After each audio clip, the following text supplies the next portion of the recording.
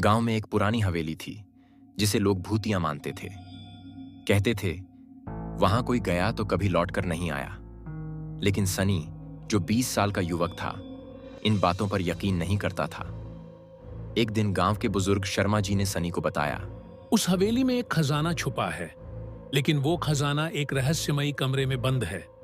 उसे खोलने की हिम्मत किसी में नहीं। सनी की आंखों में चमक आ गई। उसने ठान लिया कि वह इस रहस्य से पर्दा उठाएगा।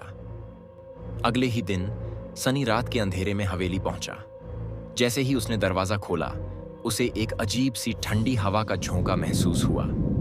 कमरों में चारों तरफ जाले थे। तभी उसे एक हल्की आवाज सुनाई दी, जैसे कोई फुसफुसा रहा हो। कौन है यहाँ? सनी ने आवाज लगाई, लेकिन तभी एक बुढ़िया जैसी परछाई उसके सामने आ गई और बोली, कमरे को छूने से पहले सोच लेना। डरते डरते सनी हवेली के तहखाने में पहुंचा। वहां उसे एक पुराना कमरा दिखा जिस पर अजीब से निशान बने थे। वह कमरे के पास गया और उसे खोलने की कोशिश की। जैसे ही उसने हाथ लगाया, एक जोर की चीख गूंजी। सनी ने अंदर देखा, सोने चांदी के सिक्कों का ढेर था, लेकिन उनके ऊपर एक चिट्ठी रखी थी। चिट्ठी में लिखा था, इस खजाने का असली मालिक वही होगा जो इसे पूरे गांव के भले के लिए इस्तेमाल करेगा।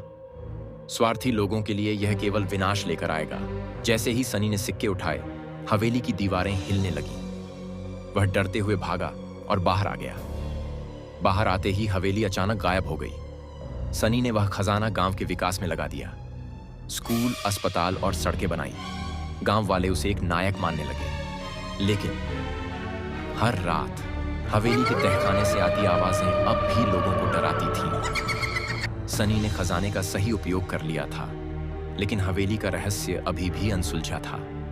सीख: स्वार्थी बनने से विनाश होता है, लेकिन दूसरों की भलाई में ही असली सुख और सफलता है।